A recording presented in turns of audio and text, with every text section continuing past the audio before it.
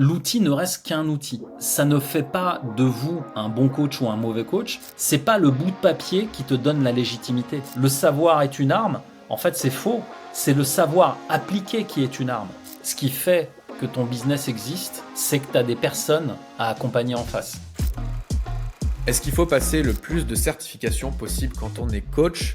Mehmet, toi, ça fait 8 ans que tu coaches des entrepreneurs, ça fait encore plus d'années que tu es dans ce secteur-là, tu as des certifications, etc. et tu aides aussi des coachs à se développer, donc on va dire que tu connais bien ça. Aujourd'hui, si on a un coach qui nous écoute et qui se sent peut-être illégitime, ou consciemment ou non, mais en tout cas qui a la volonté d'accumuler les certifications, qu'est-ce que tu lui dirais ? Alors, première chose, je lui dirais de trouver un outil, puisque le coaching est un outil, comme tous les autres outils, la PNL, Processcom, je sais pas, hypnose, tu vois, il y a tout un tas d'outils sur le marché. Le plus important, c'est de trouver un outil avec lequel on se sent en résonance. Alors, moi, en l'occurrence, c'est le coaching, principalement, et la PNL. Parce que ces deux outils-là, ils ont changé ma vie. Le coaching, ça fait plus de 20 ans, effectivement, comme tu le disais, que je le pratique en entreprise à des niveaux très avancés pour les dirigeants et des cadres. Et la PNL, j'y suis arrivé il y a à peu près 10 ans de ça et ça a changé ma vie parce que ça m'a transformé au niveau de mes croyances et ça m'a permis de sortir de toutes mes croyances limitantes. Donc ça m'a vraiment, à proprement dit, reprogrammé. Et l'idée, c'est que trouver l'outil ne reste qu'un outil. Et ça ne fait pas de vous, en fait, un bon coach ou un mauvais coach. C'est la pratique qui vous permet, avec cet outil-là, qui vous permet d'arriver à quelque chose de transformationnel et d'unique en vous. Et à la longue, avec le nombre d'années, oui, tu l'as dit tout à l'heure, des certifications, des diplômes, j'en ai vraiment, je pourrais en citer, j'en ai long comme le bras. Et c'est pas vraiment le sujet. Le sujet, c'est plus quel est l'outil sur lequel tu te sens le plus à l'aise et le plus en confiance et avec lequel tu serais prêt à te former tout le temps. Et l'idée, c'est que tant que tu n'as pas trouvé cet outil, c'est comme un canal d'expression pour toi en tant qu'accompagnant. Ce canal d'expression, il va te permettre d'exprimer toute l'étendue en fait de ta personnalité, de ta façon d'accompagner et de qui tu es profondément. Parce que, on l'avait dit dans un autre épisode, peu importe en fait quel outil ou la manière dont tu vas accompagner les gens tu vas utiliser, le plus important c'est comment toi tu t'en sers. Et l'exemple que j'avais donné, tu sais, pour les boulangeries, ils regarderont la vidéo pour ça, c'est vraiment de partir du principe que les outils ne sont que des outils. Ce qui compte, c'est comment toi tu t'en sers en étant avec ta personnalité sur le marché. Et c'est ça qui est différenciant. C'est-à-dire qu'aujourd'hui, moi, je continue de me former, entre autres, actuellement, avec Paul Pironnet, qui est un de mes grands mentors PNL. C'est le meilleur francophone sur le marché actuellement. Moi, ça me permet d'aller m'inspirer de personnes plus avancées que moi, de prendre ce qu'ils ont fait, comment ils l'ont fait, et ensuite d'utiliser ces outils à ma manière. Et c'est ça en fait qui crée la différence sur le marché, c'est que les outils sont les mêmes pour tout le monde, mais la manière de s'en servir va être unique. Et c'est cette manière unique de faire les choses qui compte, puisque derrière, la manière dont tu vas utiliser ces outils et la manière dont tu vas transformer tes clients, c'est ce qui va, toi, t'amener en fait avec cette, tu sais, les marketeurs appellent souvent ça le mécanisme unique. Ben, c'est finalement la transformation unique que tu apportes à tes clients, mais avec ta personnalité et ta vision. Et c'est surtout ça qu'il faut travailler. Donc, d'autant plus important de travailler sur toi, ton identité, qui tu es, comment tu fonctionnes, quelles sont tes zones de génie, qu'est-ce que tu es prêt à transformer chez les autres que tu as déjà transformé peut-être chez toi et qui est facile à faire pour toi et facile à transmettre. Et quand tu as compris ça, finalement, l'outil n'est qu'un canal d'expression pour moi. Si tu trouves ce canal d'expression, que ce soit dans la PNL, l'hypnose, le coaching, je sais pas, il y a plein d'autres trucs, tu vois, l'EFT, il y a plein d'autres outils en fait qu'on peut utiliser comme ça. Mais ce que je veux dire, c'est que la certification, le diplôme, attention, je ne dévalorise absolument pas ça, mais tout ça fait partie d'un parcours d'apprentissage de connaissances. Mais c'est pas le bout de papier qui te donne la légitimité. C'est l'expérience terrain et le nombre de personnes avec qui tu as eu des échanges qui ont vraiment payé pour toi et ton accompagnement, qui va permettre en fait toi de gagner en légitimité. Parce qu'au départ, le manque de légitimité, il est réel. Peu importe où tu commences, que tu sois au début, au milieu, même à des niveaux très avancés. Tu sais, aujourd'hui, j'accompagne des entrepreneurs multimillionnaires qui vivent encore des problèmes de légitimité. Et les personnes ont des grosses équipes, ils font des millions, mais ils vivent encore le ah oui, mais si je dis ça à mon équipe, est-ce que je suis légitime à le faire? Et la légitimité n'est finalement en fait qu'une transformation, une évolution de qui tu es aux différents paliers d'avancement de ta vie et de ton entreprise. Et souvent, moi c'est ce que j'ai constaté en tout cas, le meilleur moyen de passer ça, c'est vraiment la première étape, c'est de passer à l'action. Simplement parce que la légitimité, c'est simplement reconnaître finalement qui tu es, ce que tu fais, les diplômes ou les certifications, mais c'est pas le manque de légitimité, on va souvent le chercher à l'extérieur. C'est pas de le chercher à l'extérieur, c'est d'abord reconnaître ce que tu as su faire, comment tu l'as fait et de quelle manière brillante tu l'as fait. C'est souvent ça qu'on ne s'autorise pas. Donc, simplement déjà se donner l'autorisation de le faire et à partir de là, aller regarder justement ce qui est dans ta zone de génie, ce qui finalement est facile à faire pour toi. Tu sais, on me dit souvent, c'est quoi la zone de génie? Mais la zone de génie, en fait, c'est ce qui toi te paraît facile, mais vu de l'extérieur, les gens se disent, mais comment il fait? Et c'est souvent ça qu'il faut aller chercher en toi pour pouvoir trouver le bon canal d'expression avec l'outil qui va te correspondre et de cet outil créer un maximum d'interaction avec les personnes que tu veux aider, l'audience que tu veux accompagner. Et souvent, ce que je constate, c'est que quand tu n'as pas une bonne connaissance de toi, tu vas te rassurer en allant à plus de formations, plus de certifications. Tu vas devenir un boulémique tu sais, des challenges en ligne. Tu vas faire un maximum de masterclass. Tout ça simplement pour te rassurer. Parce que tu rassures ton mental et ton émotionnel comme ça. Alors que là, le réel shift, il se passe dans le passage à l'action et dans le fait simplement d'aller parler aux gens que tu veux aider. Et c'est souvent parce que tu repousses cette échéance que le manque de légitimité prend de la place et que tu essayes de le compenser en mettant une formation de plus, une certification de plus, un diplôme de plus. Ça n'a aucun problème en fait. C'est pas toxique de se former, mais c'est toxique de se former et de ne rien faire derrière. Parce que avoir des diplômes, des certifications, si tu n'en fais rien, tu sais, c'est le fameux adage qui dit le savoir est une arme. En fait, c'est faux. C'est le savoir appliqué qui est une arme. Parce que si tu as du savoir et que tu n'en fais rien, et que tu ne l'appliques pas et que tu vas pas aider les gens, c'est pour ça que tu acquiers ce savoir. Tu veux bien aider des gens.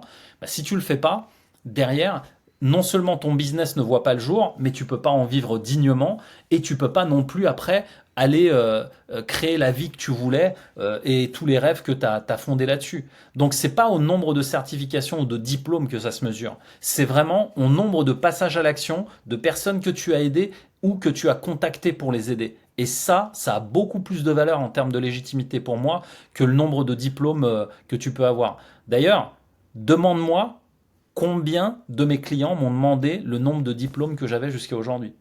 Combien de tes clients t'ont demandé le nombre de diplômes que tu avais jusqu'à aujourd'hui? Zéro. Et ils me payent des milliers d'euros, hein. Mais aucun m'a dit, mais Mehmet, t'as quoi comme diplôme? T'as quoi comme certification? Personne me demande ça. Donc sur ce sujet de la légitimité, il peut y avoir soit effectivement je suis pas encore assez formé, je suis pas encore je suis pas encore assez compétent, etc. Une source vraiment on va dire saine du sujet, ou une sorte de fuite en avant une peur de se Compensation. confronter à l'action inconfortable Ouais. qui va nous pousser à vouloir se former plus pour finalement être c'est une manière aussi de fuir le fait d'aller parler réellement aux gens sur le terrain. Comment tu ferais la différence entre ces deux cas de figure, toi? Alors, la fuite et la compensation par les diplômes, il y a un moment où la réalité, c'est que ce qui fait que ton business existe, ton business d'accompagnant, c'est que tu as des personnes à accompagner en face. Donc, le premier principe, c'est de repasser à l'action en gardant une seule chose en tête. C'est ce que j'avais expliqué dans une autre vidéo. C'est de shifter sur j'arrête de regarder moi, la légitimité et je regarde qui je peux aider et je me concentre en fait sur leurs problèmes à eux. Ça, c'est le premier point. Et le deuxième point, c'est que la légitimité, c'est un concept. La légitimité, c'est quoi? En fait, faut tracer les contours de c'est quoi la légitimité pour toi? Combien de temps il te faut pour te sentir légitime? Comment tu sauras que tu es légitime? Et l'idée, c'est que la plupart du temps, on a comme ça moi, ce que j'appelle des mots valises dans la tête. La légitimité, le syndrome de l'imposteur, tous ces mots-là sont des concepts. C'est comme l'amour, le bonheur. En Ouais, fait, ça veut tout tout et rien ça, dire. ça veut tout dire et rien dire. Donc, le mieux, c'est toujours de clarifier d'abord, de mettre un cadre aussi là-dessus, sur, ok, c'est quoi la légitimité? À quel moment je sais que je suis légitime? À quel moment je sais que je ne le suis pas? Et tu sais, ça rejoint en fait un biais du cerveau. Le cerveau, lui, bizarrement, tu sais, quand tu as quelqu'un de timide, cette personne sait précisément à quel endroit de sa vie elle doit être timide. Mais comment tu fais ça? Comment tu sais que tu dois être timide à telle ou telle période face à telle ou telle personne? La légitimité, c'est pareil. C'est de trouver en fait les critères de légitimité. Qu'est-ce qui te fait te sentir légitime et qu'est-ce qui te fait te sentir illégitime? Et d'apporter un maximum de clarté là-dessus. Et une fois que tu as ça, derrière, une fois qu'on a l'action, clarté sur la légitimité et surtout, troisième point, qui tu es et qui tu veux aider, là, tu as juste à shifter et à te concentrer justement sur les personnes que tu veux aider. Et le troisième et dernier point, il est fondamental parce que si tu ne te connais pas, si tu ne sais pas qui tu es et ce que tu peux apporter aux gens, derrière, les deux premiers sont compliqués quand même. Est-ce que toi, ça t'arrive de te sentir illégitime encore aujourd'hui, alors que tu coaches depuis des années, etc. Très honnêtement, je mentirais si je dirais non, parce qu'il y a eu des fois où, pas plus tard que l'an dernier aussi, où tu rencontres des gens qui ont plusieurs boîtes, ils ont monté des trucs gigantesques, tu vois, 50 millions, etc. Tu te dis, waouh, en fait, le mec, tout de suite, il vient, il prend une frame comme ça, très, très élevée, il se met en plus, tu vois, et me met direct en moins. Et genre, ouais, mais ton coaching, il m'apporte pas beaucoup. Ouais, en fait, euh, c'est une fois de plus, là où il y a un déséquilibre, c'est qu'au départ, il y a un cadrage qui a été mal fait. Et en fait, chaque fois que je reviens là-dessus, je me rends compte que la relation au départ a été déséquilibrée. Et chaque fois que je me sens illégitime, maintenant j'ai plus tendance à analyser en fait ce que j'ai mal fait qui a conduit à ça, plutôt que de moi tout remettre en question en moi. Parce que ce qui se passe, c'est qu'émotionnellement, chaque fois qu'on se sent illégitime, on a tendance à tout remettre en question, mais vraiment tout. Genre, ah, je suis qu'une merde, ah, je suis nul, ah, j'aurais pas dû dire ça. Et ça remet vraiment profondément, identitairement qui on est en question. Et ce que j'ai compris, c'est que c'est pas parce qu'il y a un truc qui s'est mal passé que ça remet tout en question. Donc déjà, en fait, sortir de l'émotionnel et revenir un peu plus dans le rationnel. Et revenir à des choses tangibles. En fait, ce client dont je te parle, je me suis rendu compte aussi que dans la relation qu'on a tissée, il m'a mis un peu en posture de sauveur où il attendait que ce soit moi qui règle ses problèmes. Là où c'était à lui de bosser.